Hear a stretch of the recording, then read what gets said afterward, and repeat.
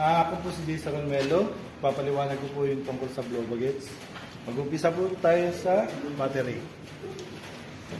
Dito po sa battery, kailangan po natin i-check yung mga puti-puti, yung mga ipot-ipot po, kung meron pong ano, o kung maluwag man po o hindi. Ayan po, okay po siya. Bagets po, ang kasunod po ng battery ay ang lights. Kailangan po natin i-check kung ito po yung may problema, kung malinaw po, o kung meron po siyang mga crack. Kailangan po natin siyang check. Yan, dito po, sa kabila naman po. Yan, titignan po natin siya pag nakabukas na po ang makina. Kung umiilaw po siya. Brake lights, tail lights.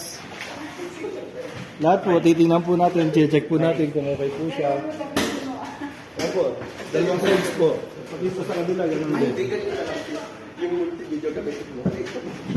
Sa blue bagets po, ang kasunod po natin i-check pagkatapos ng lights ay O, as in oil. Ito po, para po ma-check natin, kailangan po natin siyang hugutin. Tapos, doon po meron po siyang high and low. Pag po nandun na siya sa low, makikita mo na po, pwede na po siyang paltan. Pag po yung makikita niyo pong langis ay may tip na. So guys po, ang kasunod po ng oil ay ang water po. Dito po sa makina natin na ito, ang naano po ng water ay para po sa wiper. Pero po ang isa pa pong function ng water ay para po dito sa may coolant. Kung ano po. Pero mas mabuti po yung coolant kaysa sa water. Kaya yun po ang ginagamit. Sa bagay po, ang kasunod po ng water ay ang brake oil. Brake po. Dito po natin i-check ang brake.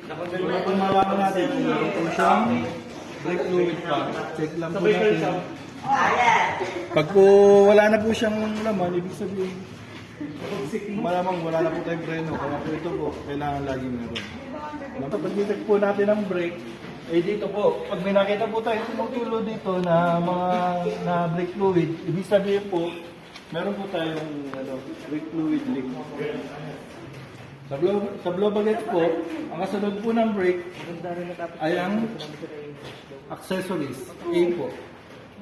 Sa accessories po, nabibilang po ang wiper. Gaya po nito. Sa wiper, ang kasama po sa accessories po ay ang EWD po. Ito po, kailangan lang po natin siyang buuin. Tapos, pag nabuo na po natin siya, ilalagay lang po natin siya at least 6 meters po.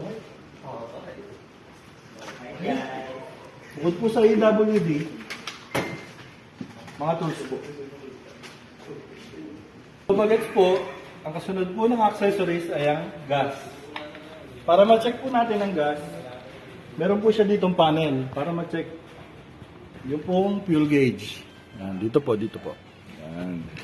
At para masalina naman po, kailangan lang po natin ibukas itong fuel. Tapos dito po siya sasalinan. Yan. Sa blow bagget po, ang kasunod po ng ating gas ay ang electrical. Lahat po ng makikita po nating wiring dito, kasama po siya sa electrical. Siya po yung check natin kung meron po ba siyang putol, kung meron po siyang mga natatanggal na balat. Pag okay naman po, wala na po tayong problema.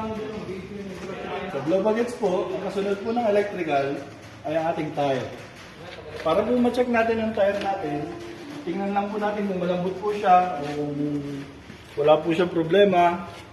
Para malaman po natin kung gaano talaga siya karami, ang kailangan air ay ma-check po natin siya dito kung ilan yung kanyang proper na tire po na yung sa hangin po, dyan po. Tire po, pwede pong makita ang manufacturing date at saka po kung yung yung pressure niya po at saka yung kung gaano po siya katagal dapat. Yan, dito po. Sa blow bagets po, ang kahulihan po natin, kasunod ng tire, ay ang self. Kailangan po natin maging presentable o kaya po naka-proper gear, gaya na sapatos, pants, at Regular shells po. Bukod po sa lahat, kailangan po tayo ay mentally fit at saka po physically fit. At saka po yung ating pong attitude, syempre, yun pong isang sa mahalaga, kailangan po meron tayong proper attitude. Lang po, marami po salamat.